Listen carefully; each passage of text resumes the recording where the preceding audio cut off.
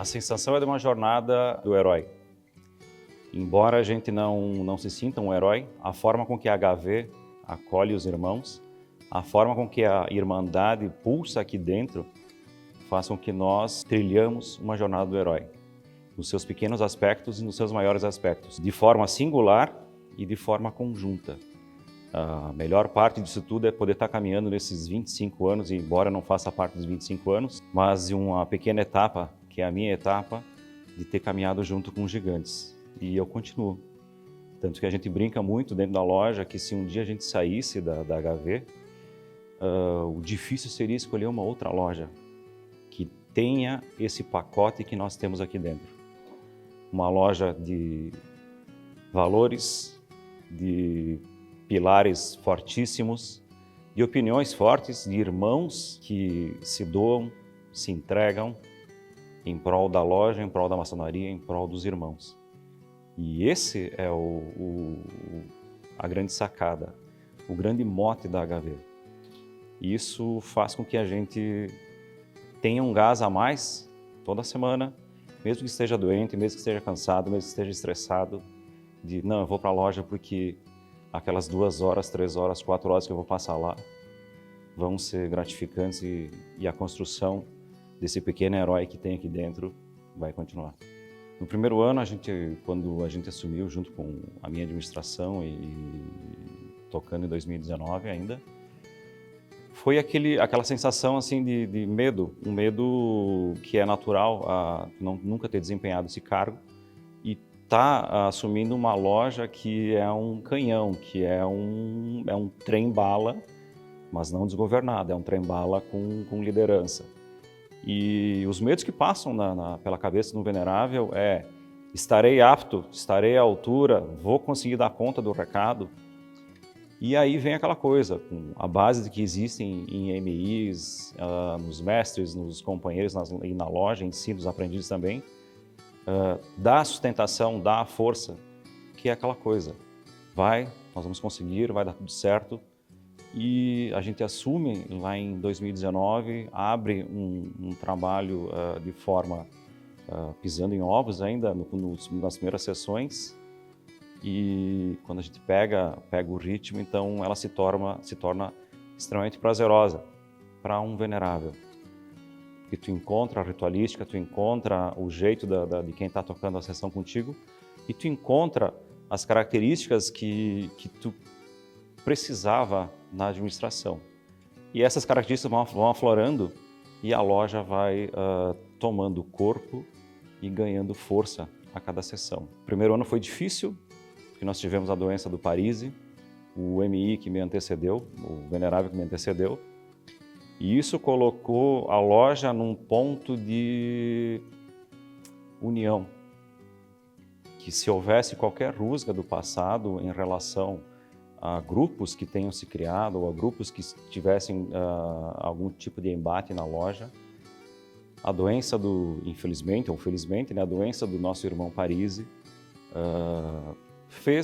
criou uma união que até então não se encontrava na loja. Vamos fazer tudo que for possível, que está ao nosso alcance para fazer com que ele melhore, com que ele tenha o melhor atendimento possível no hospital que ele foi atendido, com as melhores equipes de cardiologia que pudesse atendê-lo no momento.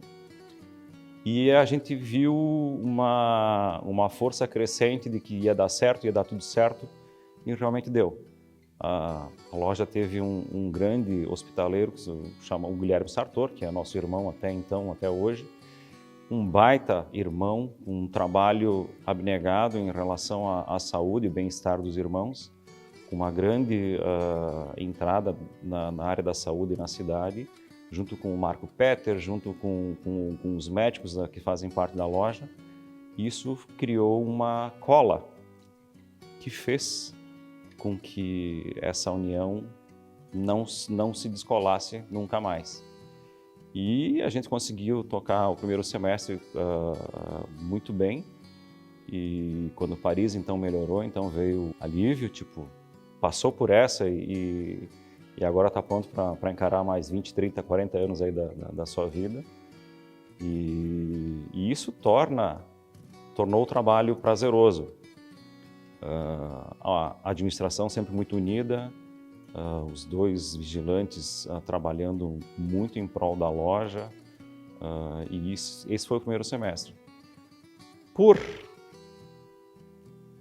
consequência, e não foi só da HV, mas enfim, do mundo inteiro, nós tivemos a pandemia, que se estabelece uma crise mundial da saúde, e nós, como loja maçônica, com características de atuar muito na sociedade e não ficar parada enquanto alguma coisa está acontecendo, porque a gente sempre repete que aqui é uma loja de inquietos. Nós temos um exército de homens que não sossegam, não param quando existe um grande mal a vencer ou uma grande batalha a ser travada. E então a pandemia explode, o mundo fica descoordenado em relação a informações, em relação ao que fazer. E nesse momento, então, a loja se une novamente e a gente começa a separar a loja pelos seus grupos de atuação. A gente pega o pessoal que é da área do direito, vai trabalhar com todo tipo de informação relativa aos problemas jurídicos que pudessem haver para poder trabalhar, para poder fazer as sessões, ou atuando junto aos governos estadual e municipal. Estabelece, então, uma segurança jurídica para a loja, para os irmãos que estão no meio dessa batalha, para entender que a gente não é um ignorante com atitude, do tipo, eu vou me lançar lá no meio, me atirar num fogo cruzado sem saber o que está acontecendo. E os outros grupos, então, da medicina, dá as funções para ele para atenderem a todos os irmãos que precisassem e como precisaram naqueles momentos. Eles passam a atuar amplamente, atendendo a todos os irmãos, atendendo seus familiares, dando todo tipo de conselho e direcionamento para todos os irmãos e trabalhando. Enquanto isso, nós temos o corpo dos irmãos que são atuantes na sociedade. Então, nesse meio tempo, a o município de Caxias do Sul lança alguns programas para serem aplicados durante a pandemia.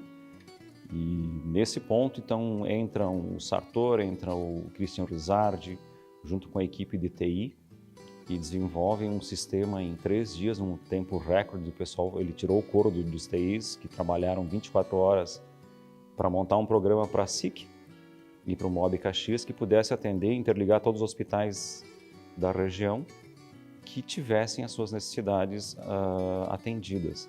Se os estoques dos hospitais baixassem em algum momento, em algum local, esse sistema estaria apontando, está faltando tal item e tal insumos em tal hospital. E quando isso apareceu, o Christian comprou essa ideia, comprou essa batalha, desenvolveu, entregou, e o Sartor, então, junto à SIC e à MOB, consegue fazer com que eles aceitem o sistema que nós havíamos desenvolvido. Claro que não foi desenvolvido em nome da HV ou não em nome de qualquer outra loja maçônica, foi desenvolvido para o município de Caxias do Sul, para as pessoas, para os hospitais. O pessoal que fez a escolha ficou impressionado com o desenvolvimento do sistema e o que ele podia oferecer a quem estava no comando da cidade. E isso trouxe um benefício gigantesco para o município e para as entidades que estavam trabalhando.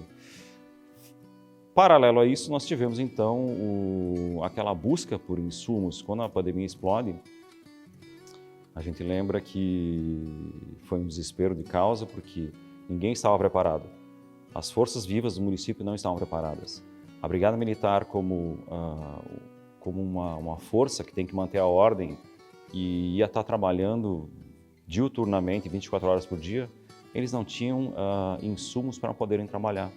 Os mais básicos, máscaras, luvas, e naquele momento o medo imperava na sociedade. Mas os irmãos brigadianos, os irmãos que estavam à frente da brigada, não se encolheram, trabalharam. E a HV também, ela conseguiu, aí entram vários irmãos que conseguiram, através de doações, um aporte de quase 3.000 máscaras que deu apoio para a Brigada Militar, Corpo de Bombeiros e até Polícia Civil, se não me engano, para toda a região. Através de doadores que tinham feito compras gigantescas, e aí a gente fala para suas empresas, para suas instituições, nós conseguimos ir lá, bater na porta deles e pedir: "Tchê, a Brigada está precisando. Vamos pensar agora nesse momento na sociedade. A gente não pode deixar o tecido social se corromper ou se desgastar. Ele tem que estar funcionando, tem que estar em dia." E essas boas almas que ainda estão por aí não pensaram duas vezes e doaram seus estoques, e a gente conseguiu então atender Brigada Militar e todas as forças vivas do município que estavam atuando na rua.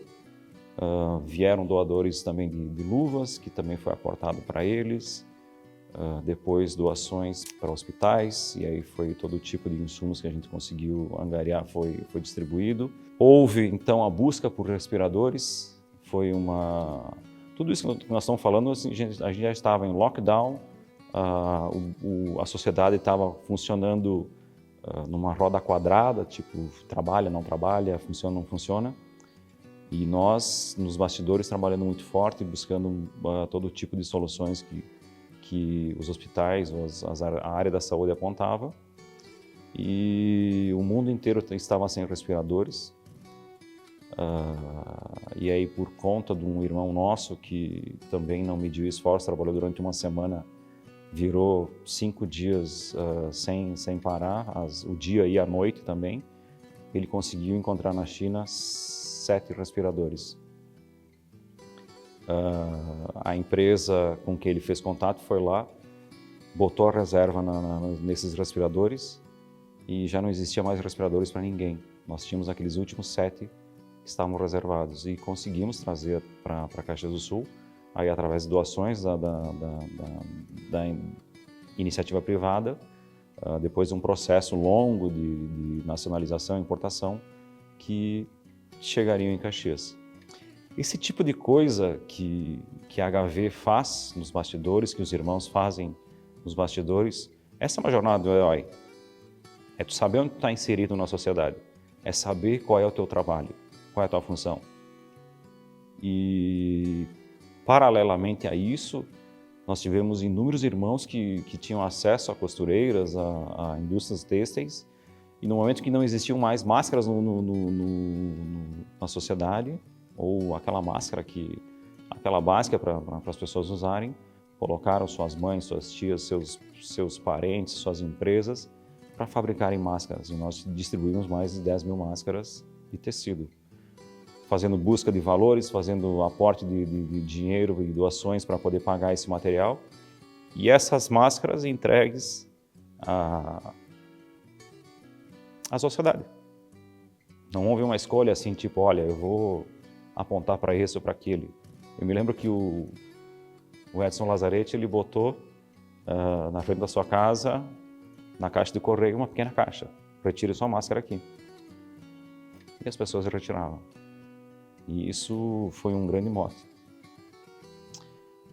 Essa foi uma pequena etapa da jornada. O primeiro final de semana foi tenso, porque nós tínhamos ainda que entender como funcionar. Porque nós estávamos em lockdown e essa conexão havia sido rompida por forças maiores, forças do Estado. Então, existia a conexão online. Então, no primeiro final de semana, eu me lembro muito bem que houve uma grande discussão entre as várias partes da loja, que uns queriam isso, uns queriam uma coisa, outros queriam outra. E naquele final de semana eu silenciei o grupo. Eu fui acusado de várias coisas, mas assim, olha pessoal, meus irmãos, a gente precisa baixar a cabeça, serenar, organizar nossas ideias e na segunda-feira, todo mundo mais centrado, a gente volta para ter um norte a ser seguido. Naquele momento, então, a gente começou a estabelecer os canais oficiais da loja como o canal direto para a busca de informações, o canal direto para a busca de ajuda, e a gente se estabeleceu dessa forma, fazendo o contato com os irmãos. Então, o irmão hospitaleiro, mais com a sua equipe, todos os dias ou todas as semanas, entrava em contato com todos os irmãos para saber se estavam bem, se a família estava bem, se estavam precisando de ajuda. E a gente foi levando assim. A comunicação e a conexão foi mantida de forma virtual e pela famosa e velha ligação para saber como é que estavam passando todos. Antes de voltar aos encontros, nós tivemos algumas sessões virtuais, alguns encontros virtuais, e nós como loja, como nós somos muito atuantes e muito ativos, a gente não encontrou o jeito certo de fazer isso, ou ninguém estava muito interessado em querer fazer isso. Mas foi bom porque a gente conseguiu se ver todo mundo, tá todo mundo bem, tá todo mundo em casa, trabalhando da forma que pode, e nós tivemos, acho que 3 ou 4 sessões dessa forma. E decidimos abandonar porque não era nosso meio, né? Não é nosso meio natural. E então o governo começa a voltar, isso foi em 2020, já no inverno. Nesse momento a gente já começa a ter os primeiros, já tinham ocorrido alguns casos de contágio, alguns irmãos passaram por situações difíceis, a gente veio a perder alguns irmãos que foram momentos muito difíceis, porque uma loja em jovem, a gente nunca tinha perdido um irmão. E eu pensava, putz, eu vou ter que fazer a primeira sessão maçônica da loja de pós-mortem. Só que naquele momento não dava para fazer também. Então nós perdemos vários e valorosos irmãos. Eu vou me lembrar agora, foi o irmão Júlio, o irmão Simão, o irmão Mário Basso, depois acho que foi já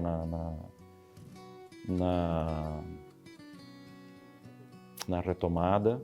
Eu vou usar a frase de um escritor e de um poeta inglês, que ele escreve no livro Paraíso Perdido, que conta sobre a queda de Lúcifer.